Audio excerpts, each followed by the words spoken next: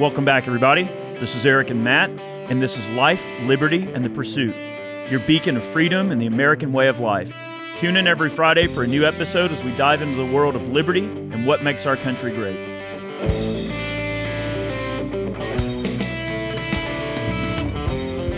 All right, guys, welcome back to LLP. This is Matt and Eric here. Hello. All right. It's been a wonderful week, and we're looking forward to diving into some new LLP episodes. Oh, yeah, man. It's been a while. It has, man. It's been too long, in fact. Yeah, I mean, life has a way of catching up with us, and as much as you want to get in here and do these episodes, you know, we both have businesses to run as well. That's right. Well, we got some awesome stuff we're going to be talking about today. I can't wait to dive into this one.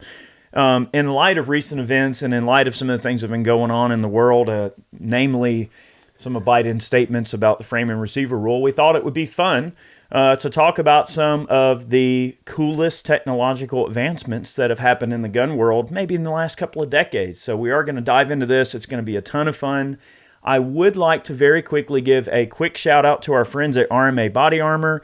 They have some amazing armor offerings. If you use our code IV8888, you can receive a 10% discount, which is great. You know, body armor is one of the most passive ways that you can protect yourself. Even if you're not a gun person, you can definitely appreciate the ability to stop projectiles with body armor. That's right. Definitely a great way to get into it. All American made, American designed. Really good group of people, veteran-owned company. So check them out, Rma Body Armor. And what was that website? RMAdefense.com. Go to rmadefense.com. Great stuff. Great stuff. Wonderful. And we've done a lot of testing on their stuff. It's held up really good. Really good group of people. And we appreciate their support of both Iraq Veteran 8888 and LLP. So we were throwing around different concepts here for today's podcast. And so this technology thing, it's so crazy to think about the increases of technology and all of the advancements in technology that we've seen in the last 50, 60 years. But namely in the firearms world, it seems like it's just almost been a renaissance of technology in a way that whether it's manufacturing processes, whether it's the materials that are used in those manufacturing processes, whether it's, let's say, we can touch on some of the, reloading component advancements that have been made in bullet design and powders and everything like that. So it's just crazy to think that never before have people had a better access to awesome technology to protect themselves with, to hunt with, all that sort of stuff than ever before. And not only that, but Matt, like the culture is changing too. Like there's been an extreme swing of firearms culture, and it's being accepted by a much wider variety of people across many different walks of life. And as a result, it's kind of can be a little off-putting at first in a way, because the end user is sitting here going, oh my gosh, all these options, what the heck do I buy? Like what's good, what isn't? I mean, like it can almost be a little overwhelming. There's so much cool stuff out there that it's a lot to choose from. Absolutely. And there's a ton of cool stuff, and on the opposite end of the spectrum, there's a lot of stuff that doesn't look cool when you go in the case. And you know, I just want to point out the advancements in firearms technology have been pretty prolific in the last, I would say, decade, the last 10 years, the last 15 years. That's really where you saw a lot of the bulk of the innovations. Before that, it was really a plateau. It's like a lull of just like not really anything going on. Everybody's kind of just, towing the line. They're creating weapons or firearms, and they're all doing the same thing.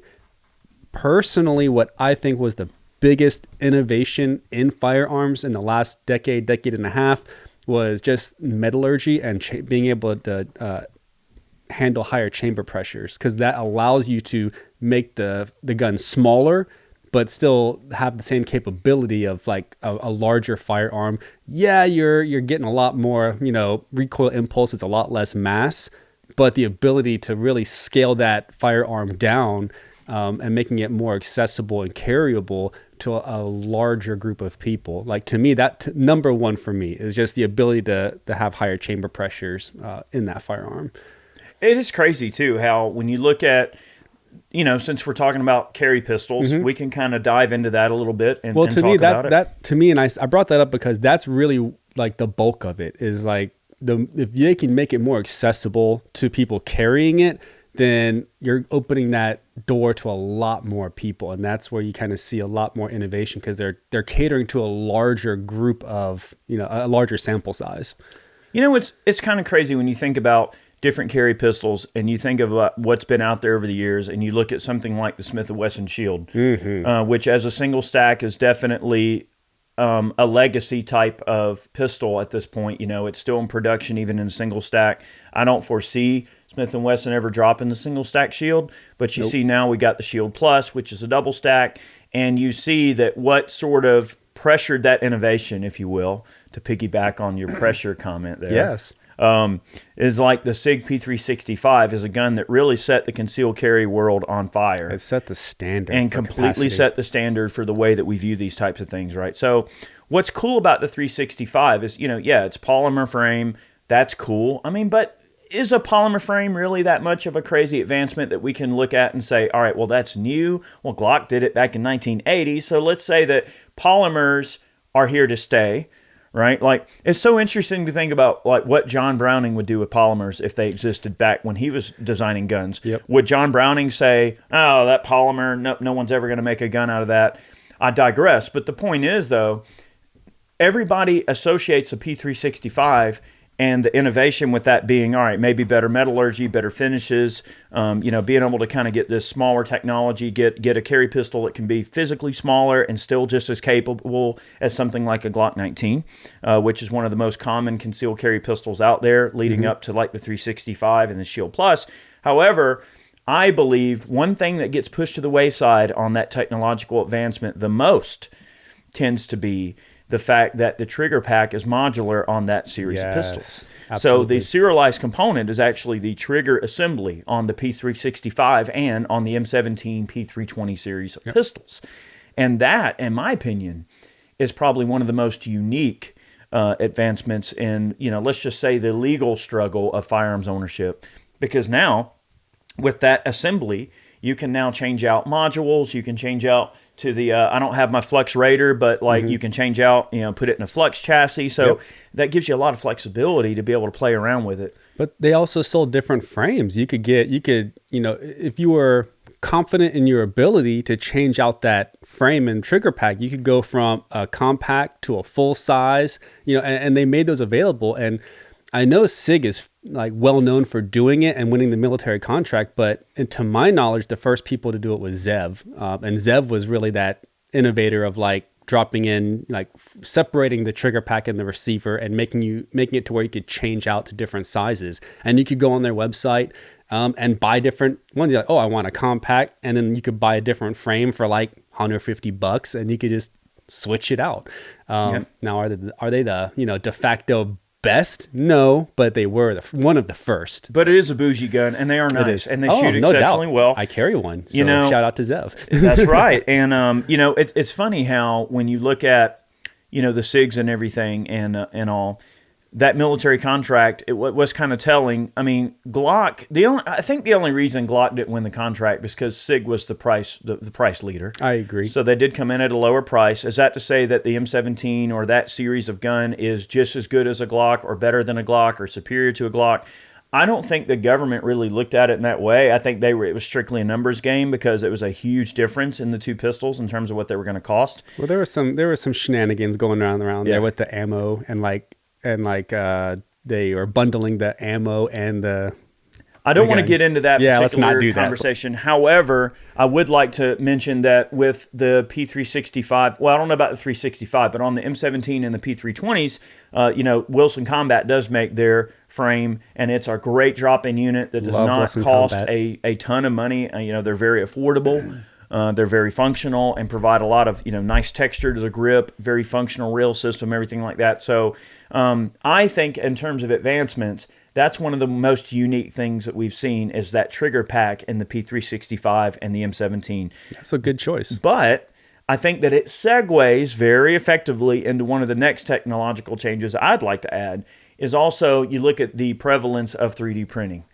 And all of these people that are taking these STL files and making, let's just say, different changes, all right, and everything. And what's so cool about that is you've got guys that can, as long as they have that trigger pack assembly, like, which is the registered, or let's just say the component that transfers on a 4473 Correct. from SIG is that trigger component. I mean, now when you buy a gun, you're buying the complete pistol, but you can buy the individual trigger packs too.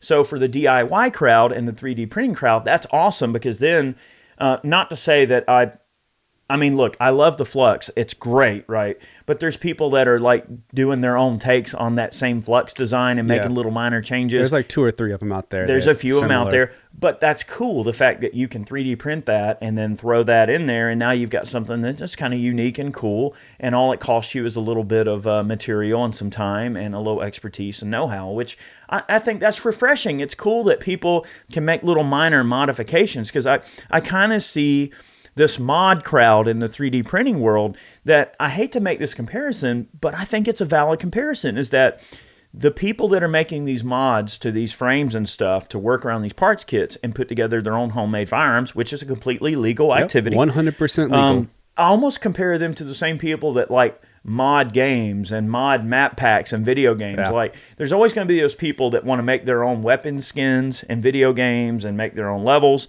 And the generation of Americans that are 3D printing these guns are the same generation of Americans that are heavy into video games, and they're heavy into customization, and they're heavy into meme guns. And I think it's kind of cool that you can make a frame that, it's like a meme gun, but at the end of the day, you can still just pull the pack out and put it in your more useful piece too. Yeah.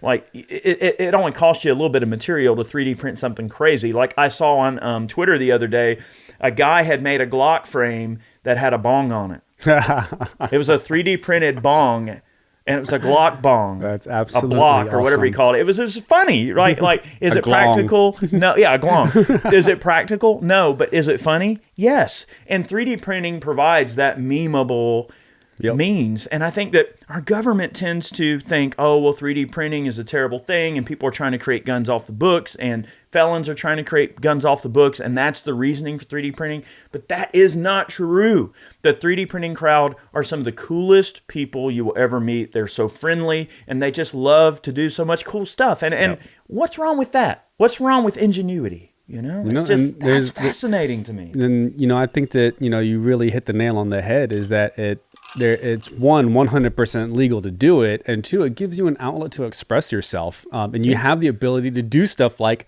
a glong or something like that. And they might be meme guns, but it might, the person that's looking at that IG post or whatever might see that and go, man, that's a really cool, I'm gonna try this, and that thing that they try might actually be something innovative, because and they got the inspiration from a meme gun. That's right. So. And it might inspire people to go, I never thought about guns, but you know what? I think I might buy a firearm, because this just seems like a cool group of people to be involved in, and they're all friendly, and they're all, they help people out, share files. I mean, it's a community, right? And I seriously doubt, boys and girls, that you're going to be able to contact Glock and get the bong attachment for the Glock pistol. Don't think so. You're going to have to make that yourself, I'm afraid. So if we look at what we're looking at, so I said chamber pressures, and you said, trigger pack, frame and frame accessories and stuff. So where did all that originally come from? That came, in my opinion, from the original micro, which was the Bodyguard. So the Bodyguard in 380 ACP from Smith & Wesson, real tiny Bodyguard gun. Like, it was called the Bodyguard because it was made for pocket carry, or what they call ultra deep conceal carry. And that was because at that time they lacked the chamber pressure ability to put a larger round in. It was 380, real small.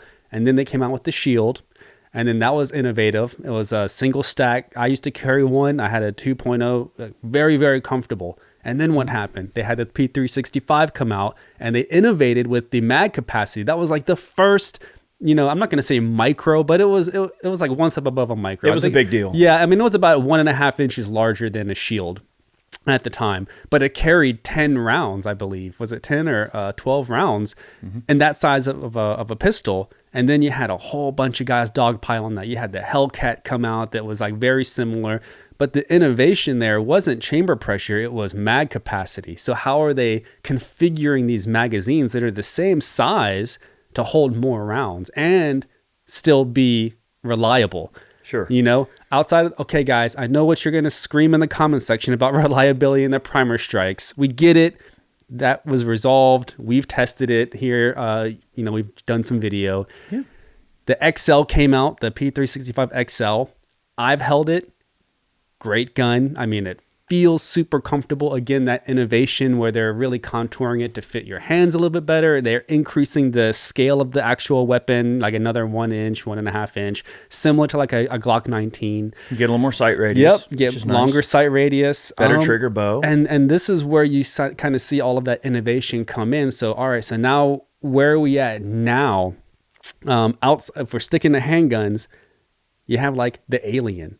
I mean, now you start saying, all right, well, so we've seen what we can do with mag capacity. We've seen what we can do with comfort. Now we're going to start messing with like sight over bore radius, and we're going to lower that bore radius into the actual gun. So now you're getting all of the mag capacity, all of the comfort, and now you're getting like the super unique recoil impulse where it's not coming up and over, it's coming through. Yeah. And it's just, like it's a lot less flip. It's putting that recoil more in line with your You're arm. not getting the muzzle flip that you would get off of, say, like, a regular traditional firearm. And when you see that kind of stuff, and you're just like, well, where's it going to go next? Is it going to become like this, like attachment and like where it's just permanently attached to your hand all the time, and you just have like these guns popping out of your wrists? So it's just unique to see where it's going. I mean, yes, the Alien is priced at a price point that's out of, the realm of possibility for 90% of people, but it is cool. It is worth noting that sometimes those crazy and extreme technologies that we see wind up being the standard technologies that we see in the future. Yeah, right? And I mean, as it scales up, you might see other companies license it. And if they're saying, hey, go ahead and license this, and you might have a larger company like, say, a SIG or a Smith & Wesson say, let's try that. Let's see how it goes.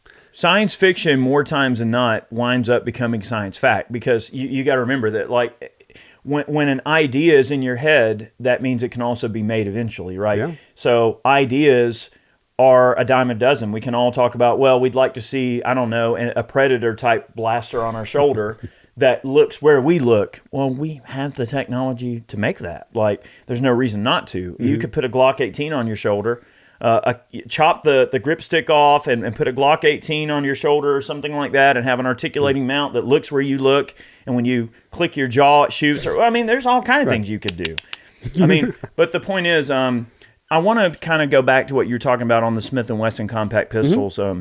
Like polymer frame small guns are not necessarily a super new thing. They've been around a while, but the designs have greatly changed over the years. And also, I think it's worth noting too that I think in the big scheme of things that polymer blends have gotten much better over the years as well. I think that is most certainly an objectively true statement. Some of the much older Smith & Wesson compact pistols, there was one model, I think they called it the SW99 or something to that effect or whatever. It was like a small compact carry pistol that had this like weird magazine with these two tabs on the side, and you would squeeze it to remove it. And I remember that frame being really flexible, and I recall a few of those frames coming in that had definitely issues over time. So, I mean, they have improved the concealed carry, small polymer frame, compact, carry pistol type of idea. That has come full circle for sure with things like the Shield and things like the P365. And of course, we discussed 3D printing. With that modular trigger pack in the P365, I would love to see a micro flux using that trigger pack. And, granted, the little 15-shot mags, but gosh, I mean, imagine that thing could be so tiny. It would be super small. That's something I'd like to see. If any of you 3D printing folks are listening, you need to scale that thing down and throw a P365 pack in it. That would be epic. Just saying. All right. Yep. So we talked about the advancements in actual, technology and function. We cannot skip over the aesthetics of it. The guns have gotten sexier. They just have. And as much as we all in the firearms world like to say, well, form over or function over form, and if it works and it's reliable, it shouldn't matter what it looks like. Well, you tell that to the guys at HK that are making these sexy VP9s, and the guys like the 365 XL is a great looking gun. It is. And you know what? I'm not trying to throw shade at Smith, but that CSX, man, it's just not quite the looker. And if you see those things sitting on the shelves, Just look at it. Look at it. It doesn't look good. All right. And Smith, no shade on you, but the gun's not sexy. It might work, but it's not sexy. I haven't had a chance to get my hands on that particular pistol yet, but I would like to try one out and do a video at some point. So I'll probably holler at Smith and get one out so we can check it out. I mean, I think for folks that are looking for, let's just say, a traditional looking pistol and maybe something that kind of marries a bit of new and old, I think it excels in that format quite well. Especially when, there are a lot of folks that are used to that kind of traditional 1911, like, form and function and that alloy. manual of arms and things like that. So it does fit a niche of people that want a pistol in that type of regimen. I mean, especially when you compare like Kimber, they've always been known as being a company that makes a lot of those micro 1911s that have held up quite good over the years, and the Kimber Solo, some of the other guns that they make. So Kimber's done a great job too of innovating like what we feel like a 1911 should be, right? Like when you think about a rattly old World War II 1911, which is a great gun, the 1911's come a long way and refuses to die. Well, look what they've done with Wilson. we'll look at Wilson Combat. Sexy 1911s. Now, they do make, SIGs and stuff like that, too. So, staccato. I mean, come on, man. Yeah. Who can't like that? Yeah. You look at it, you're just like, okay, does it work? Sometimes. Great.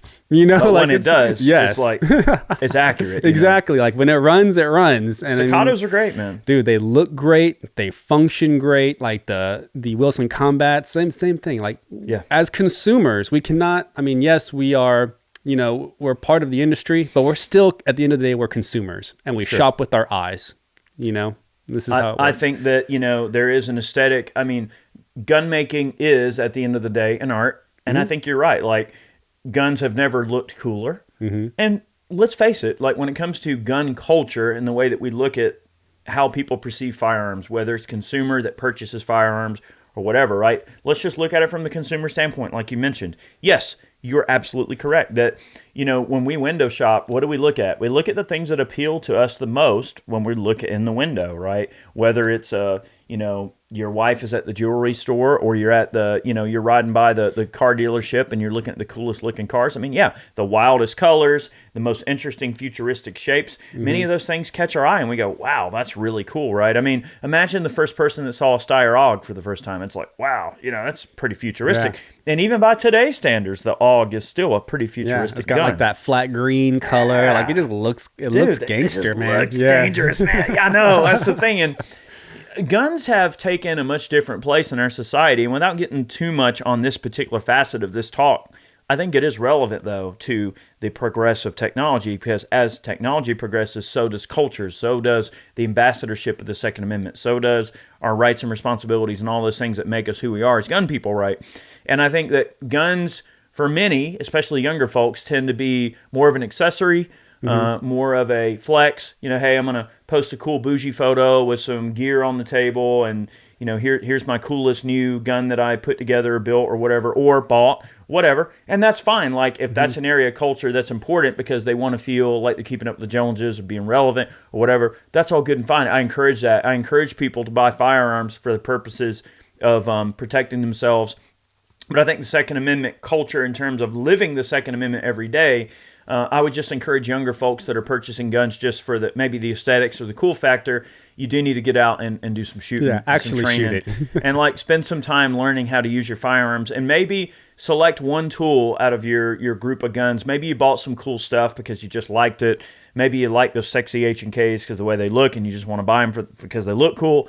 But take one gun that you feel like you connect with the best and become a master of that pistol. Like practice drawing, practice using it, and make sure that you can protect yourself. Because at the end of the day, a firearm, while many of them are very cool and modern and unique, they are tools at the end of the day and should be treated as tools, and you should have the ability to use it as a tool. I mean, like, we don't buy a whole shed of tools just to look at them and say, all right, that hoe looks really cool on the wall right there. Hey ho! Yeah, it's a you look cool on that wall over there. Nice choice of tool. like I don't buy my hoe and put it on the wall and go, well, there's a hoe. You use them. You use that hoe. You use that hoe. That's right. I mean, but that's the thing. Like, so that's the way. I think it's just important to kind of mention there that, it's cool to appreciate the aesthetic and function and beauty and engineering of guns that are modern because they're cool looking, but also understand that you need to have the capability to use that tool in the way it's intended to be used. Yeah, absolutely. And do it safely and responsibly. And I mean, that's where we're starting to see that, you'll go out and you'll buy a great firearm, and then the first thing you do is you throw up a whole bunch of titanium nitride barrels, and you're getting like lightning cuts, and you're getting, compensators, and you're getting all this titanium nitrate coloring. So you got like an orange barrel, like the unicorn, which is great. Dude, those Roland specials, sexy. I love them, but let's use them. Right. That and what's cool though is that level of customization on the pistol 20, 30 years ago would have only been available by sending a pistol to a very competent gunsmith to perform an entire battery of great work on the pistol. And you'd have to buy the base pistol, send it off, have the work done, wait usually pretty long time, and get the gun back.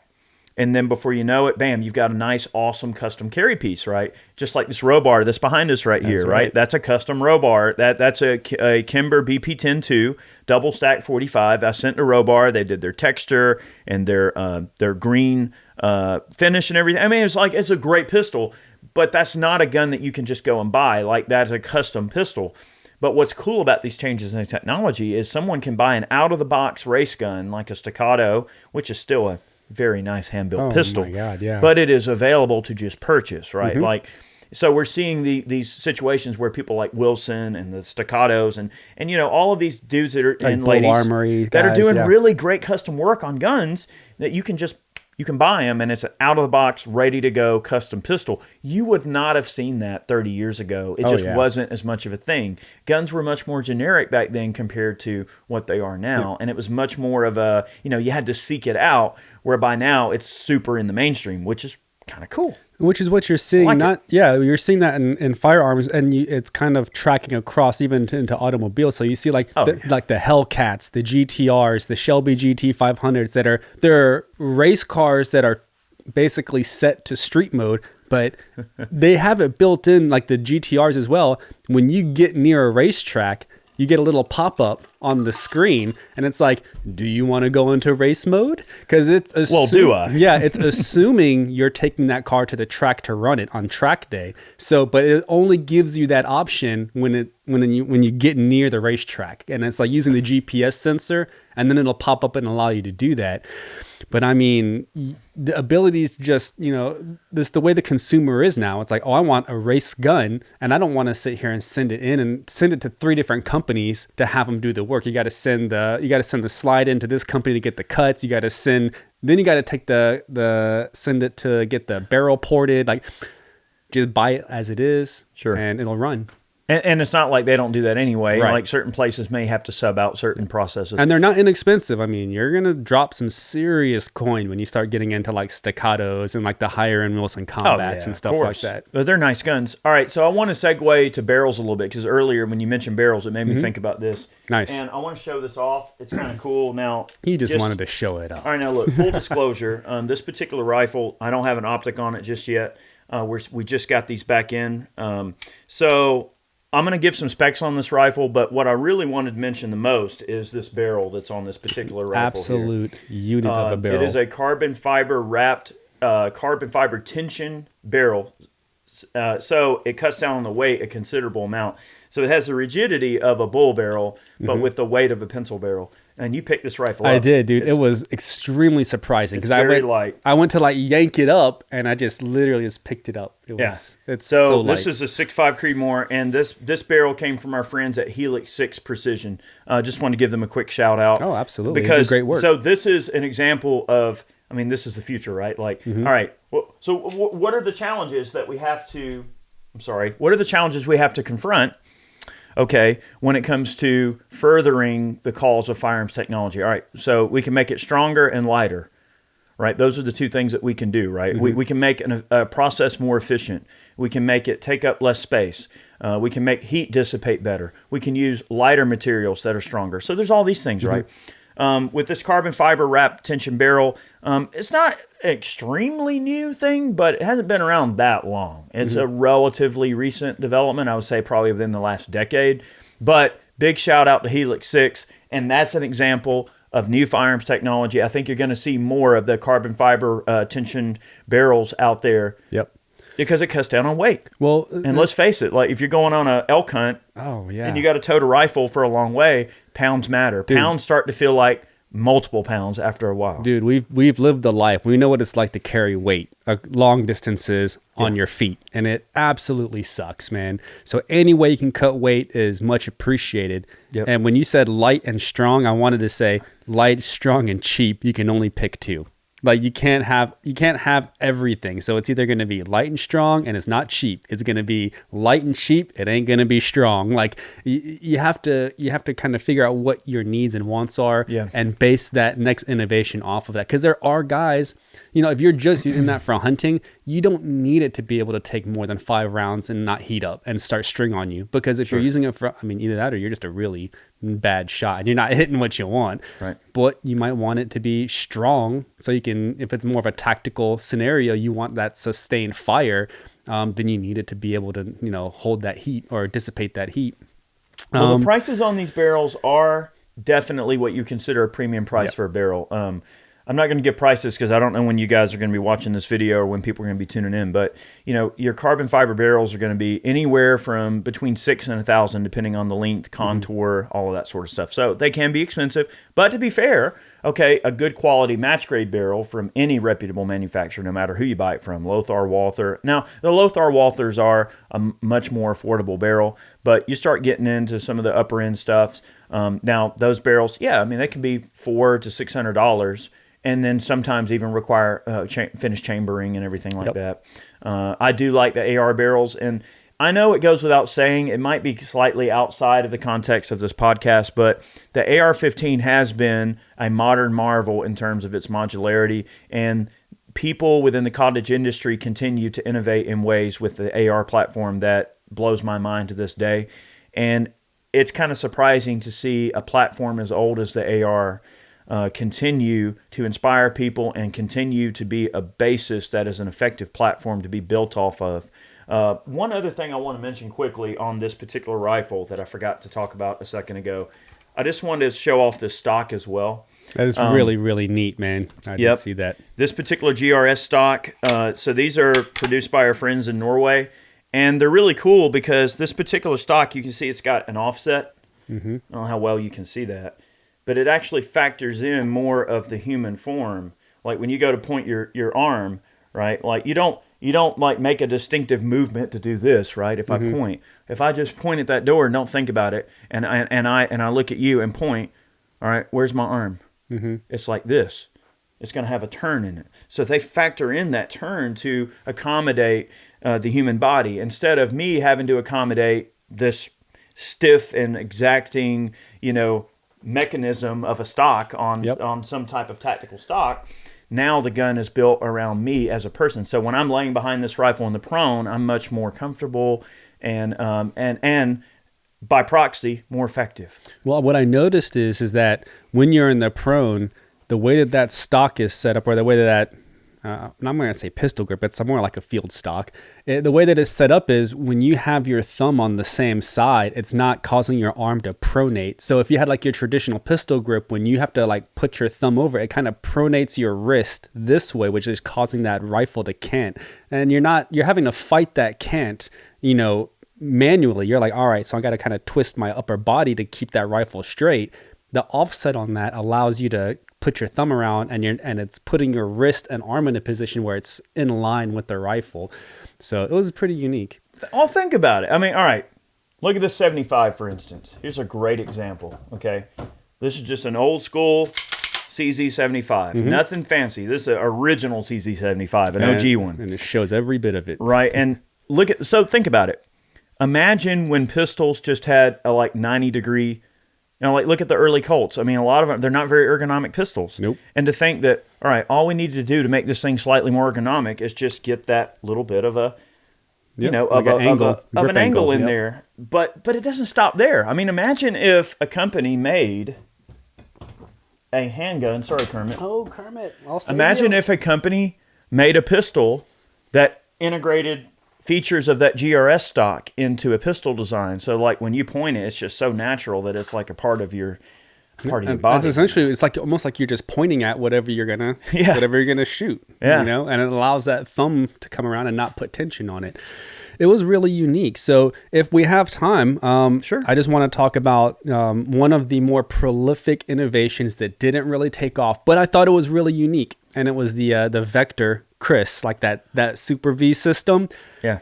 Super innovative, man. But Yeah. I mean, did it work as well as everybody thought it did? No. But what did it do? It allowed you to get 2 rounds on target simultaneously. To me, like that was, you know, everybody likes to run the Vector full auto, like full out, but that's not where it shines. It shines in that 2 round, like, because I mean, you're putting 2 rounds basically in the same hole. Like it was just super unique. I thought it was really, really innovative, you know, how that whole system works. Yeah, the Super V system, it is a crazy innovation in firearms, you know. And the reason that Chris chose to go with the 45 ACP originally, because they figured, well, if we can tackle the recoil of 45 ACP, we can do anything. Now, I've shot 9mm versions of the Vector, and it is awesome. Now, there's no such thing as a free lunch in physics. You can't just delete recoil. That's not how it works. But that system, because the way the bolt drops down instead of pushing back, it definitely keeps the muzzle flip. I mean, like, it is so much more controllable than, like, if you were to compare a Chris Vector in 45 ACP to a Thompson submachine gun, it's a night and day difference. Oh, yeah. Now, I can say I can shoot Thompsons quite well, but I'm also experienced with handling guns. But I can hand a Chris Vector to somebody who's never even shot a machine gun, and with a very tiny amount of instruction, they'll be quickly engaging targets, no problem. It's a very intuitive system to use once you understand its operating premise. But that's a great one to mention. That 2 round burst is where it's at. Now imagine if you, I do like the 2 round burst. Now imagine if you did like something unique, like if you ported the barrel, like if you did like a Magna port on the barrel, accompanied with that recoil system. Oh, dude, that would be so smooth, man. I don't know why nobody's done that yet. You can put compensators on them. Yeah. So most people run they suppress really well. Yeah. They suppress great. With that, a really cool innovation was, and I just thought about this, the P90. I mean, like having like that like helical mag style where it's just really unique. Is it super practical? I mean, it could be. But just the innovation, even the look of it, I mean, it's really, really cool. The P90 is a sexy gun. It's not a modern gun, but like the P90 kind of falls into that same territory as the AUG. Yeah. Where, like, remember the first time you saw a P90 and you were like, what the heck is that? All right, I remember when I first saw a P90, and I'm almost ashamed to admit this, but it was watching Stargate. Right? That's exactly what I saw it at, man. I was like, oh, man. I remember seeing it in Stargate and thinking, what in the heck is that? And then I got to research, oh, that's cool. You know, I never knew what that was, but it is a really futuristic looking gun, and I'm surprised that more hasn't been done with that platform, because imagine how cool that would be with a 50 round mag of like 22 long rifle, or something in 9mm. Without getting down the rabbit hole on this, because I don't want to do this in this particular podcast because we don't have this kind of time, but when you look at the helical magazine used in the what the heck were those things called? Not Cobras, but it was another PP Bisons. No, it was another C word. I'll look up the company here in a little bit, but there was a company that made this helical mag, crazy wind up drum 9mm type of thing. Calico. Ah, yeah. The Calico. Yeah. And they had 100 round drums for the Calico. I would love to see a similar type of technology integrated into the P90 platform. I think it would do really well, especially if you could get a similar round count. The problems that the Calico suffered from the most was that it just wasn't very reliable, and the magazines were cumbersome to load, and they just didn't quite take off in the way that they really expected them to. Yep. But to be fair, when the Calicos came out, they were pretty modern. I mean, it was a pretty cool design. It's an awesome idea. Yeah. But yeah, man, lots of cool stuff. I mean, if you go, that's like just like recent innovations, and then you start getting into like shotgun innovations, like a lot. As far as shotgun ammunition, it's relatively the same. I mean, you have some like outliers and stuff like that, but they're all based off the same thing, like Foster slugs or double aught buck. Yeah. We had some cool, like all of those exotic rounds, like bolo rounds and like dragon's breath. That's all nice and that's all cool. It's really entertaining to shoot. But where you start to see like the innovations on technology, function-wise, is like the box-fed magazines, the semi-autos, stuff like the Benelli M4. It's not. I know it's not within the last decade, but it's picked up. It's one heck of a gun. Well, but it got a lot of, you know, I guess you could say, it got a lot more stage time with being picked up by the Marine Corps, and then everybody's like, "Oh man, have you seen this combat?" Like, it's been out for quite a while, but.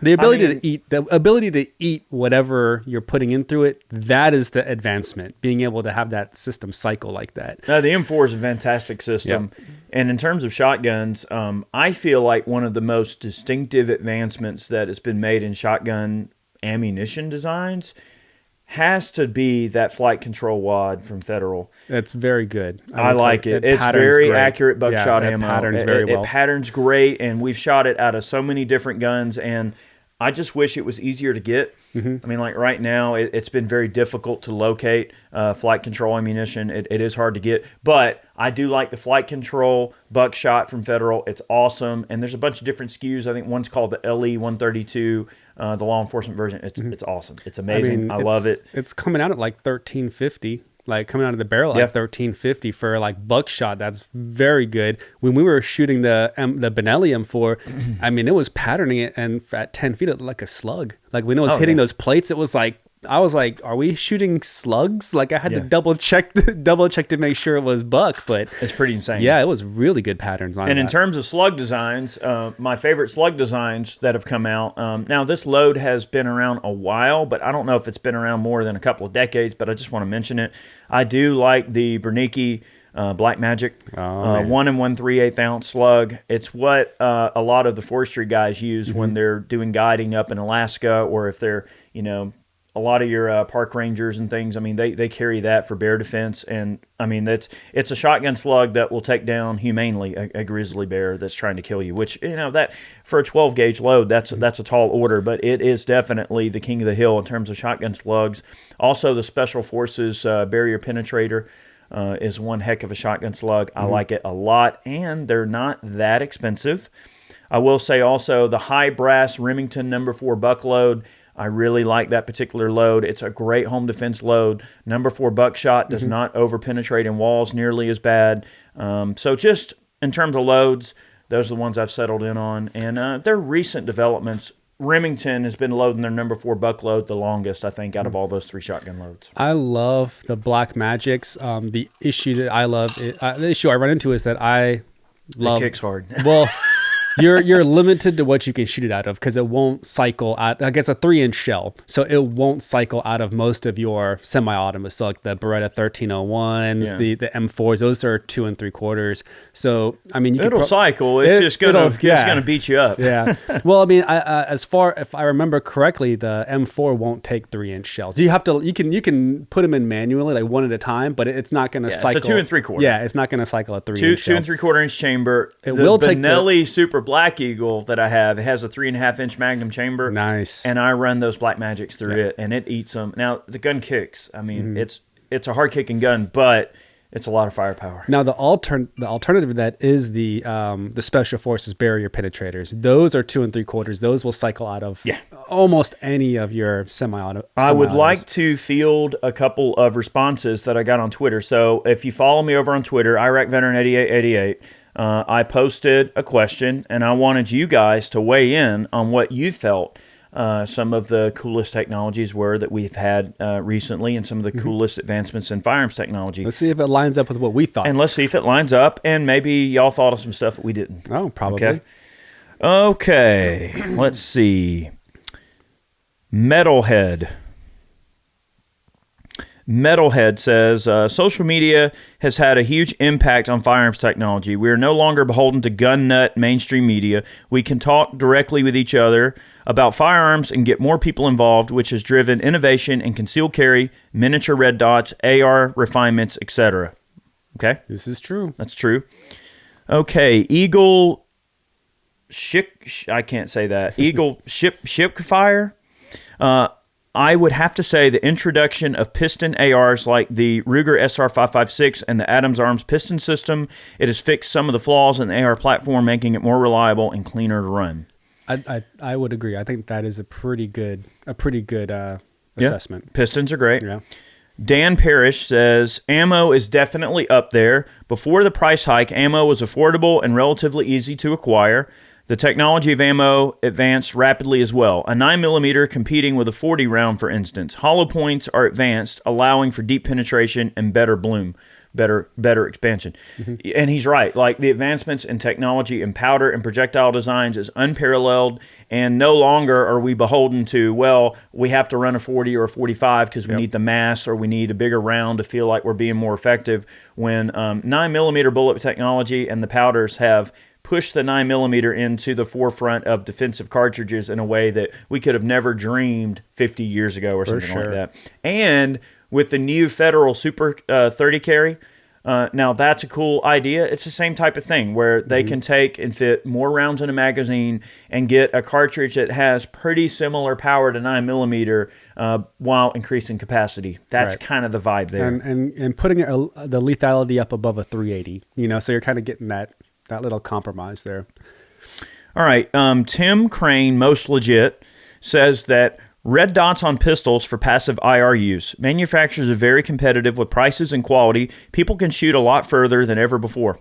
Good point. I think red dots are. Structured barrel from Carly Tarrock at TACOM HQ. The consumers are much smarter than we were before. You're right. As consumers become more well-informed and more aware of the technologies that are out there, they're going to hold the manufacturers much more accountable to the products that they're buying, because they see the cool stuff that all the tier 1 guys are operating in the military, and they want the same thing their heroes have. Larry Chipper says, for something that is on the actual firearm, maybe the echo triggers. Yep, echo triggers are cool. Kyle Dirk says, polymer use, modularity, fire control, red dots, and concealment options, to name a few. Trent Goldenblade says, the pistol brace, the fire control unit design like the P320. Yep, we called that. Great. Let's see. Mike says 3D printers. Okay, we discussed 3D printers. And there's several other comments that people are mentioning 3D printers. You're gonna eat that says, affordable quality optics. That's a great point. Optics have never been better and more affordable than they are today. Yep. And especially red dots. Well, I just wanted to, and I wrote that down. I wanted to just mention that is something that we missed, but it's 100% true. The proliferation of red dots on carry pistols, it changed the way that people, like the comfort level of people carrying pistols. I know for myself, I'm not huge on iron sights. I can shoot them, but when you put that red dot on there, I just feel 100% more confident, and it enables me to feel more confident when I'm carrying that I can pull this, and I'm not kind of fishing for a drop in the bucket on the traditional sights, but you're able to acquire that sight picture and fire at will. Oh, yeah. Definitely a huge enhancement. And one could even say that optics on handguns in general have been much more prevalent in recent years than what they were, especially 20 years ago, 2 decades ago. That would have never really been a thing. 2ADAO says, optics is most obvious tech advancement, but superset from actual firearm. Underrated, though, is DIY manufacturing kits, 80% kits, home printing, and information exchange of said kits, which we kind of hinted on. Yep. Another peaceful protester says, 3D printing, but if it weren't for pistol braces potentially becoming stocks, we would never have been able to make SBRs in common use. Also, YouTube spreading the gun community. That's true. We've never had more discourse in the public environment related to guns and talking about firearms than we've had with the advent of like YouTube content, which is arguably, yes, only been a thing of the last 20 years. I can't believe we missed pistol braces. Yep. Braces are awesome. Yeah. I love them. Daniel Church says, optics technology, in my opinion, not just in materials, but in reticle design, BDC, where they're made, etc. That's correct. Yeah. Right. Look at the work that ACSS is doing. Dimitri over at ACSS is making some awesome reticles, and Primary Arms is putting those reticles in some very affordable optics that, allow even a shooter that doesn't want to spend a ton of money the ability to engage targets at long range with really well put together reticles. I would just say that with red dots on pistols, you have to just do your due diligence, because there's a ton of them out there that don't hold zero, and the last thing you want is to zero your firearm, put it in the holster, and when you need it, pull it out, and that it shifted, because there are, I'm not naming names, even though it should be, there are companies out there that is very prolific. It happens all the time. And that's most of like the absolute bottom of the barrel, cheapest ones. I mean, like, so those SIG Romeos that we show off on Twitter all the time, we put the links in there and all, those optics hold up great. Like, we've beat up on them. They work great. They come with the lower third witness mount, so you can mount them flat or on the, third co-witness. I mean, they're great little optics, and they've held up really great for us. And for what they cost, I think they represent a good value. They did a good job of putting that price point. They're very similar to like PSA did on Firearms. They're just trying to make a good, affordable optic. Now, is it, top tier, RMR type stuff? No, but that's not necessarily what you need. You might not need. I'm not trying to make that decision for you. That's fine. Okay, so Chubbs 6 says magazine fed shotguns, and that's kind of banking on what you said. That market needs to be expanded beyond either the Turkish or Gucci being the only options. That's correct. Yep. So like, you either can buy a really awesome Origin 12 that is a fantastic box fed shotgun, or like a Vepr like I've got back here. Or you can buy in the Turkish ones, and they're hit or miss. I've heard good and bad things. I haven't ran like the gambit of every single one that's out there, because it seems like when you go to any random gun store, they've got a pile of random Turkish-made shotguns, and it's kind of almost impossible to know what's good and what isn't without vetting them all. And to be quite frank with you, I haven't even shot any of them, so I can't speak to their quality or not. But Mr. Guns and Gear has. There was one company brought in like a Benelli M4 clone. I saw that. It was Turkish-made. And from what I've heard from Tim and Mike over at Guns and Gear, they seem to be holding up pretty good. Well, 704 Tactical, he did it was the same thing. It was like the Benelli M4 clone Turkish, and it performed very well. What I will tell you is that don't sleep on Turkey as far as arms manufacturing goes. People might associate Turkey with being like, low rent, bottom barrel, but they have been in the shotgun manufacturing industry for ever. I mean, they have the capability to make quality shotguns. They don't do rifles but I think it just might be like a government thing, but they've been making top tier shotguns for quite a while. And they have a huge manufacturing industry for shotguns in Turkey. Like, it's huge there. All right, last comment. Kiluxium says, the Holoson multi-reticle. It makes red dot sights usable for people with astigmatism. That's why I use it, honestly. I use a Holosun 509C. I think that they were one of, people, for all intents and purposes, talk down on Holosun. They think it's a Chinese company. It's an American company. The owner is American. He's a Chinese American that lives in America. They're made in China, obviously, like a lot of optics are. But they perform very well. I've never had any issues out of it. Hold zero. Battery tray on the outside. I don't have to remove the optic to change the battery. I don't feel like having to re-zero it. I have an astigmatism, so it works great. It's solar. I mean, it checks all the boxes. I'm a huge fan of it. One thing that I can appreciate about those optics as well, I really do like the shake awake technology. Yes, I mean so like it'll put it in standby, so you're not killing your battery. So it gives the optic a tremendous battery life, and especially, all right, even if the battery's dead, when you're outside, it can take in light. I mean, and that was one of the things I always appreciated so much about the ACOGs, because they were such a usable and ready-to-go optic that with the combination of the LED versions with the batteries and the fiber optic, it really does make it a full-time use, day or night optic that's ready, and it's always going to be there. And I have always been partial to the ACOGs, but I do like those Holosons for that reason as well. So we are kind of getting close on time.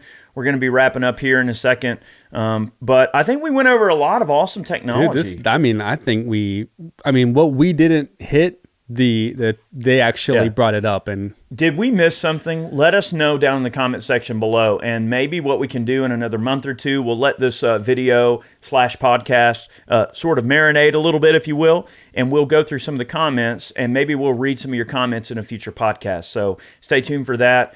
And I think that, necessity is the mother of invention, but innovation also fuels competition, and competition fuels innovation. Those two things feed each other in a never-ending path, right? And I think it's awesome that the gun owner at large in the U.S. and abroad, but primarily I guess we're talking about the U.S., has never had better options for cool tech to protect themselves with. Never have we had such a cottage industry of ever-changing products and accessories and customizability and things like that. So I think we're living in some really unique times, and maybe, quite frankly, the apex. I don't know where we could go from here other than discovering some really insane alloy that cuts the weight of an AR by, 80% or something like that, right? But anyway, I digress. It's interesting to see what science fiction we're going to dream up and turn into reality in the future in terms of gun technology. So exciting times to live in for sure. Yeah, absolutely. I'll just add on to that while we're wrapping up is that it's never, like you said, it's never been a better time to be a consumer. It's also never been a better time social media wise to be able to get the industry to make what you want. So if you look at all the innovation, it came from people posting stuff on Instagram. Hey, especially with carry optics, people they're like, wow, all these, people posting on IG or, Facebook or whatever, they all have optics on their guns. So what did that lead to? That led to people optics cutting the guns and then selling them because they realized that that's what the people want. So the more that we're showing off what we think is cool, they're going to take it and say, well, let's just give it to them. I'm not going to lie, as a guy who grew up shooting iron sights on pistols my whole life, when I first got exposed to red dot sights on pistols, it took me a little bit of a learning curve to kind of get used to them. But once you understand them and kind of get behind them a bit, they do definitely increase your effectiveness and the speed in which you can shoot, the shot recovery, and all those things. It does allow you to shoot faster, and I'm not going to say maybe as accurate, but certainly quicker and acquire targets faster, and it is cool. And it gives you a bigger field of view. I mean, you're able to hold that gun up and you're able to see everything. You're not kind of like zoning out and getting tunnel vision just on those iron sights. You're just looking at the dot, and the bullet's going to go where the dot is. So simple. Yep. It does. If you do your part, the guesswork out of it. If you do your part. Well, I hope everyone has had a great week, and we'll have a great week next week. We try to post every single week here on Iraq Veteran 8888 with our LLP episodes. And of course, check us out on all of the other podcast forums. You can find us on Spotify, Stitcher, Apple Podcasts. Basically, anywhere podcasts are found, you'll find the LLP. And go on there and leave us a great review. It helps us show up in the search results a little bit better. Also, if you're watching today's video here on YouTube, remember, or if you're listening, go over to RMA, use the code IV8888. You can save yourself 10% if you want to pick yourself up some snazzy new body armor. Definitely a great passive way you can protect yourself. They've got some great value there on their website. Check them out. And also, go over to Ballistic Ink and pick yourself up a new t-shirt. That's one way you can support our podcast and the channel if you wish. Anything else for us, Matt? Nope. Great show. I think we nailed it. I think so, man. Look, I hope everybody has a wonderful week yet again. We'll see you soon. Many more podcasts on the way. See you, everybody. Thanks for listening to Life, Liberty, and Pursuit. If you enjoyed the show, be sure to subscribe on Apple Podcasts, Spotify, and anywhere else podcasts are found. Be sure to leave us a 5-star review. We'd really appreciate that. You can support us over on Ballistic Ink by picking yourself up some merch. And remember, guys, danger is freedom. Have a good one.